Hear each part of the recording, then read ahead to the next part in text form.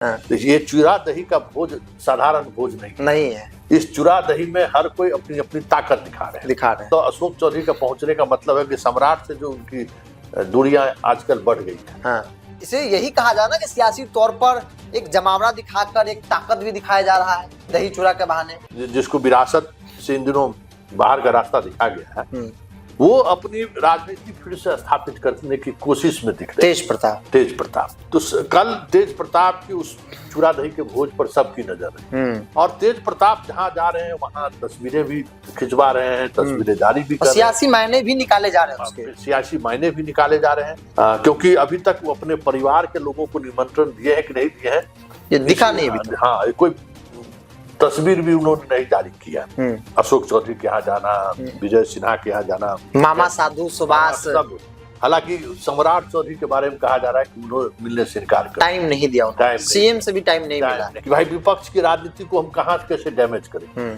तो विजय सिन्हा बिना केंद्रीय नेतृत्व के इशारे के तेज प्रताप के साथ फोटो शेयर नहीं किए होंगे, ये भी तय मान। बयान भी मीडिया में आकर दिया कि कल का जो तेज प्रताप का जो चूरा दही होगा ना, उसके सहारे बीजेपी संकेत देने की कोशिश करेगी कि लालू के घर में अब हमारी पैठ हो गई है। एक मैसेज तो बीजेपी देने की कोशिश कल जरूर करेगी और बिना केंद्रीय नेतृत्व के सहमति के हमें नहीं लगता है कि विजय सिन्हा फोटो खिंचवाए होंगे। तो तेज प्रताप हमें लगता है कि आने वाले समय में दिल्ली की राजनीति के लिए एक मस्खरा ही सही, हंसी मजाक में भी होता है ना, लेकिन लालू परिवार को कितना हम तोड़ नुकसान पहुंचा सकते थे। चुनावी तौर पर तो हम नुकसान पहुंचा दिए, अब परिवार के अंदर भी जो सियासत चल रहा है उस सियासत का हम लाभ उठा ले और लालू परिवार को और कमजोर करें। नहीं, लेकिन सियासी तौर पे एक सवाल ये भी है, बीजेपी राजनीति साध रही है। आपने बताया कि बीजेपी फूट डालो राज करने जैसी स्थिति में दिख रही है, लेकिन बीजेपी वाले आएंगे, संघ वाले आएंगे, वो तमाम चेहरे आएंगे जिनको लालू प्रसाद यादव नहीं पसंद करते हैं। राजनीतिक तौर पर दोनों एक दूसरे के एंटी है, वो तमाम चेहरे तेज प्रताप में जा सकते हैं। तो तेज प्रताप यादव इस जरिए राजनीति साधना क्या चाह रहे हैं? आरजेडी कमजोर दिख रहा है, लेकिन वोट बैंक तो है और वो वोट बैंक बीजेपी से ज्यादा है। इंडिविजुअली अगर आप बात करिए तो बीजेपी से ज्यादा वोट बैंक अभी भी तेजस्वी को है। इसलिए तेजस्वी कितना कमजोर और हो जाए तो उसमें तेज प्रताप 5-10% नुकसान पहुंचा सकते हैं। इसलिए तेज प्रताप की पीठ पर बीजेपी का हाथ है और इसलिए नीतीश को वो बनाए हुए है ना। नीतीश अगर इस दोनों के बीच से बाहर हो जाए तब तो बीजेपी के लिए बहुत मुश्किल होगा। विजय सिन्हा को भी हवा दे रहे हैं, सम्राट चौधरी को भी हवा दिया जा रहा है, संजय जायसवाल को भी लाया जा रहा है, संजय सराबी को लाया गया, नितिन नवीन को राष्ट्रीय फलक पर अध्यक्ष बनाया गया। कि अभी भी बिहार में जो है बीजेपी को ये लग रहा है कि बहुत कुछ उनके पक्ष में नहीं है। मतलब भले ही चुनाव परिणाम आ गया और सरकार बन गई है, लेकिन जोर आजमाइश अभी भी जारी है। रिश्ता है, हमें लोग स्वीकार करते हैं, पकड़ हमारी है। नमस्कार। बिहार की राजनीति में चूरा दही के बहाने राजनीतिक तौर पर सियासी ताकत दिखाने के हर जोर आजमाइश को किया जा रहा है। आज विजय कुमार सिन्हा बिहार सरकार में उप मुख्यमंत्री, उनके घर पर भी दही चूरा भोज का आयोजन किया गया और कह सकते हैं कि सियासी जमावड़ा हुआ। एक तरीके से कह सकते हैं कि बीजेपी के अंदर विजय कुमार सिन्हा ने अपनी ताकत दिखाई नेताओं को बुलाकर। तेज प्रताप यादव भी पहुंचे और कल तेज प्रताप यादव है, रत्नेश सदा है, राजनीतिक तौर पर मतलब कि शुरू हो चुका है। मेरे साथ वरिष्ठ पत्रकार संतोष सर है। सर, इसे यही कहा जा रहा है कि सियासी तौर पर एक जमावड़ा दिखाकर एक ताकत भी दिखाया जा रहा है दही चूरा के बहाने। अब सम्राट चौधरी अपने पिताजी के सहारे अपनी उस ताकत को दिखाया, जन्मदिन के सहारे। तो ये अभी बिहार में जो है अभी जोर आजमाइश, मतलब भले ही चुनाव परिणाम आ गया और सरकार बन गई है, लेकिन जोर आजमाइश अभी भी जारी है। जो एक नेताओं के बीच की जो अहंग की लड़ाई है, मैं सर्वे सर्वा हूँ, मैं ही हूँ, ये जो एक, क्योंकि रत्नेश सदा के यहाँ भी दही चूरा का भोज शुरू हुआ था। अशोक चौधरी को का जो एक माहौल बनाने की कोशिश हुई थी, उसी माहौल को लेकर वो दलित पॉलिटिक्स वाली बात थी, पॉलिटिक्स में खड़ा किया गया था। तो ये चीजें अभी चलेंगी। तो आज विजय सिन्हा के यहाँ जो था, आप देख लिए, उनके अपने समाज के लोगों का, पूरे बिहार से सभी लोग आए हुए थे। एक जमावड़ा के सहारे मैसेज देने की भी कोशिश हुई कि समाज का हमारा रिश्ता है, हमें लोग स्वीकार करते हैं, पकड़ हमारी है। तो ये एक दिखाने की कोशिश हुई और तमाम नेता जदयू के हों चाहे बीजेपी के हों दिखाई दिए। सीएम भी पहुंचे, अशोक चौधरी पहुंचे कि नहीं पहुंचे? अशोक चौधरी भी पहुंचे हैं वहाँ। सम्राट चौधरी के यहाँ वो नहीं पहुंचे थे। हाँ, तो ये अभी ये चलेगा ये, और इसी के सहारे जो मतलब अशोक चौधरी का पहुंचने का मतलब है कि सम्राट से जो उनकी दूरियां आजकल बढ़ गई है। हाँ।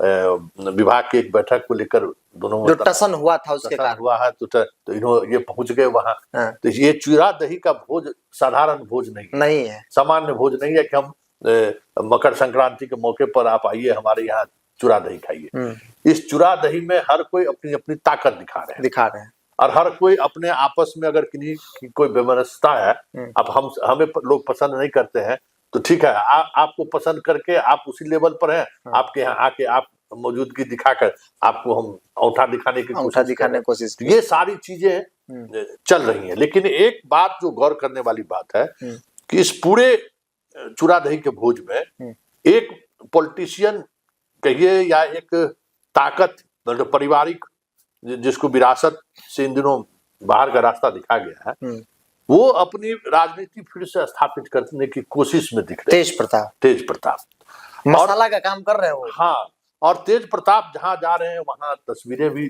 खिंचवा रहे हैं, तस्वीरें जारी भी कर रहे हैं, सियासी मायने भी निकाले जा रहे हैं उसके। सियासी मायने भी निकाले जा रहे हैं। तो कल तेज प्रताप की उस चूरा दही के भोज पर सबकी नजर रही, क्योंकि अभी तक वो अपने परिवार के लोगों को निमंत्रण दिए हैं कि नहीं दिए हैं ये दिखा नहीं अभी। हाँ, कोई तस्वीर भी उन्होंने नहीं जारी किया। लेकिन अशोक चौधरी के यहाँ जाना, विजय सिन्हा के यहाँ जाना, मामा साधु सुभाष सब, हालांकि सम्राट चौधरी के बारे में कहा जा रहा है कि उन्होंने मिलने से इनकार कर, टाइम नहीं दिया उन्होंने, सीएम से भी टाइम नहीं मिला कहा जा रहा।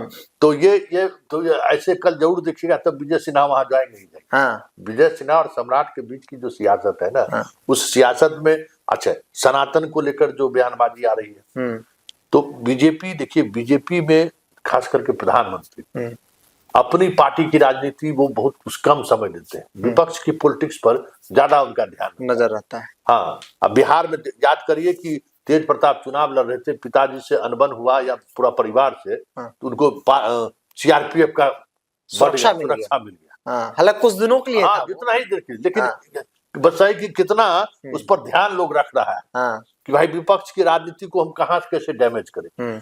तो विजय सिन्हा बिना केंद्रीय नेतृत्व के इशारे के तेज प्रताप के साथ फोटो शेयर नहीं किए होंगे, ये भी तय मान। बयान भी मीडिया में आकर उन्होंने दिया है। तो ये तय मानिए कि कल का जो तेज प्रताप का जो चूरा दही होगा ना, उसके सहारे बीजेपी संकेत देने की कोशिश करेगी कि लालू के घर में अब हमारी पैठ हो गई है, लालू के परिवार के एक सदस्य को हमने अपने करीब ले आया है, बस लेकिन डिस्टेंस के साथ, क्योंकि वहां साधु होंगे, सुभाष होंगे। हाँ, तो ये भी एक है कि जिस जंगल राज की आप चर्चा करते हैं, उस जंगल राज के जो नायक के रूप में जिनको स्थापित किया गया है, वो लोग भी वहां रहेंगे। तो थोड़ी दूरियां बढ़ती हुई दिखेगी, लेकिन एक मैसेज तो बीजेपी देने की कोशिश कल जरूर करेगी, और बिना केंद्रीय नेतृत्व के सहमति के हमें नहीं लगता है कि विजय सिन्हा फोटो खिंचवाए होंगे। और आज आकर मतलब तेज प्रताप वैसे भी कटसी भी है कि आज हम आपके यहाँ आए हैं, तो कल आप मेरे यहाँ आइए, और दोनों को हम चाहेंगे कि इस पूरे कार्यक्रम के दौरान उस फुटेज को भी हम लोग दिखाया जाए कि किस तरीके से गर्मजोशी से एक दूसरे से मिले हैं। तो ये भी एक बड़ी बात है। लेकिन एक बिरजू एक बात तो तय है कि चूरा दही का आयोजन भले किया गया हो, अब उस तरीके का आयोजन नहीं होता है। पहले वशिष्ठ डा करते थे, जदयू का एक बड़ा आयोजन होता था, वो एक मतलब पॉलिटिकल भी, और एक जदयू अपनी ताकत उस चूरा दही के माध्यम से दिखाता है। पिछले बार संजय झा दिल्ली में किए थे। हाँ, और उस समय अमित शाह से लेके तमाम सभी लोग आए थे, चुनावी वर्ष था, तो एक माहौल बनाने की कोशिश हुई कि एनडीए एक हो, तो वहां भी एक बड़ा सियासी मैसेज देने की कोशिश हुई। लेकिन चुनाव के बाद भी अगर मैसेजिंग का खेल चल रहा है, इसका मतलब है कि बिहार में अभी भी मोदी और शाह की राजनीति इंटरेस्ट बना हुआ। हाँ, वो अभी भी चाहते हैं कि कुछ चीजें जो है उनके कंट्रोल में, तो तेज प्रताप हमें लगता है कि आने वाले समय में दिल्ली की राजनीति के लिए एक मस्खरा ही सही, हंसी मजाक में भी होता है ना, लेकिन लालू परिवार को कितना हम तोड़ नुकसान पहुंचा सकते थे। चुनावी तौर पर तो हम नुकसान पहुंचा दिए, अब परिवार के अंदर भी जो सियासत चल रहा है उस सियासत का हम लाभ उठा लें और लालू परिवार को और कमजोर करें, तो कल के चूड़ा दही के भोज में, तेज प्रताप के भोज में बीजेपी और संघ के भी लोग आपके दिख जाए, संघ का जो छुपा सेल है वो भी दिख जाए तो कोई बड़ी बात नहीं। लेकिन सियासी तौर पे एक सवाल ये भी है, बीजेपी राजनीति साध रही है, आपने बताया कि बीजेपी फूट डालो राज करने जैसी स्थिति में दिख रही है, लेकिन माफ कीजिएगा,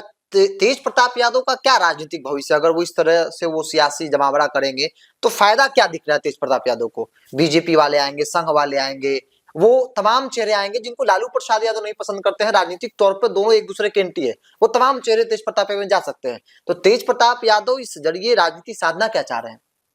देखिए, तेज प्रताप को साधा जा रहा है, वो नहीं साध रहे हैं। हाँ, भले इसके बदले में हो सकता है विधान परिषद बना दे, हाँ, बीजेपी कुछ भी कर सकती है, हाँ, हाँ, तेज प्रताप यादव को बीजेपी विधान परिषद दे सकती है, कुछ भी कर सकती है भाई, उसको क्या है, लालू यादव को उसका कहेगा। हालांकि जो खबर आ रही है कि जो सीआरपीएफ वाला जो बॉडीगार्ड दिया गया था इनको, तो कुछ जिम्मेवारी भी इनको दी गई थी कि अपने परिवार के नेताओं के बारे में इस तरीके का बोली, हाँ, तो उसमें थोड़ा कंजूसी कर दी, नहीं बोल पाए तो बॉडीगार्ड हटा दिया। तो अगर कुछ शर्त रख के कहेगा आप विधान परिषद बना देंगे, ये सब बातें आप अपने परिवार के बारे में बोलिए, तो केस में भी मदद हो जाएगा, आप विधान परिषद में, उनका भी नाम है वहां पे, अभी दिया है ना, तो कुछ भी हो सकता है राजनीति। देखिए, अब बार बार कहते हैं कि मोदी अपनी पार्टी की राजनीति बहुत कम करते हैं, अगर 60 मिनट राजनीति करते हैं तो 60 मिनट में 10 ही मिनट अपनी पार्टी की राजनीति होती है, 50 मिनट विपक्ष की राजनीति करते हैं। विपक्ष में अब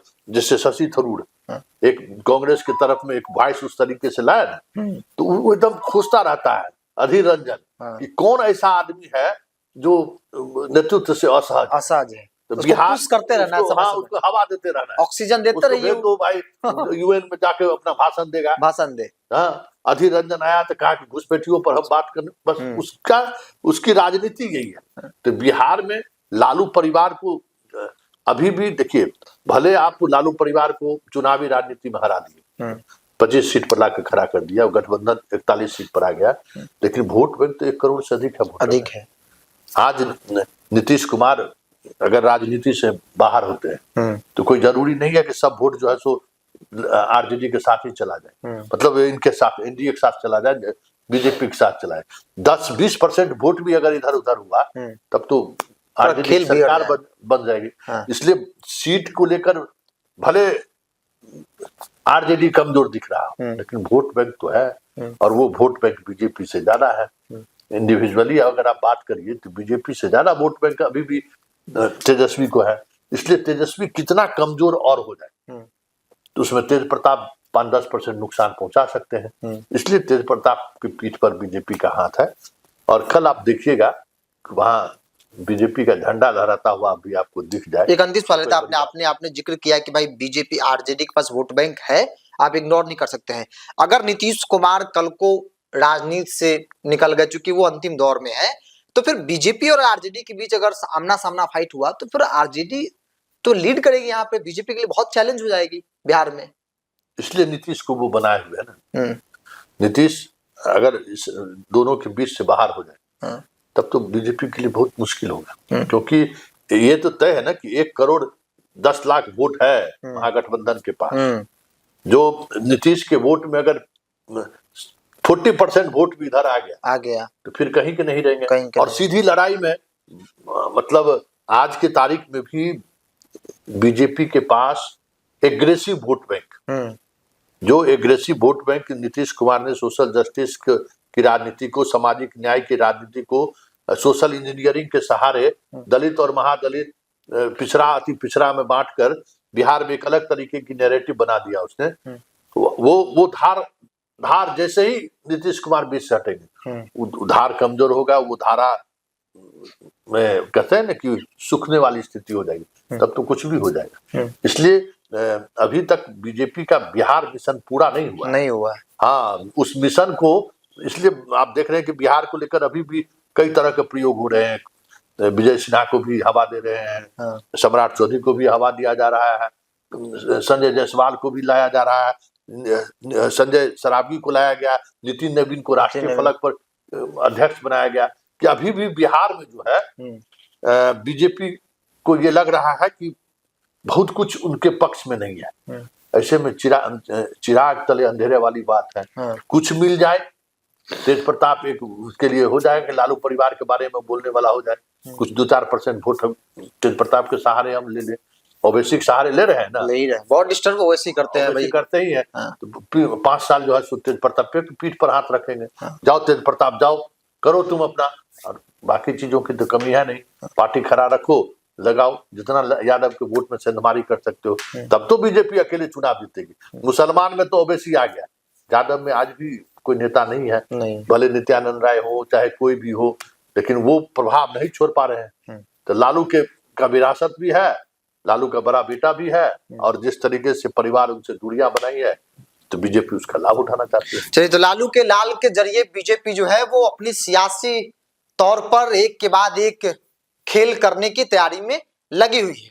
और इन्होंने बताया कि भाई बीजेपी के लिए कितना बड़ा संकट है। बीजेपी बेशक एक लंबे वक्त से बिहार में सत्ता में है, लेकिन वोट बैंक पर जो पकड़ होनी चाहिए वो नहीं है। आज भी अपने मिशन में बीजेपी कामयाब नहीं हो पाई है।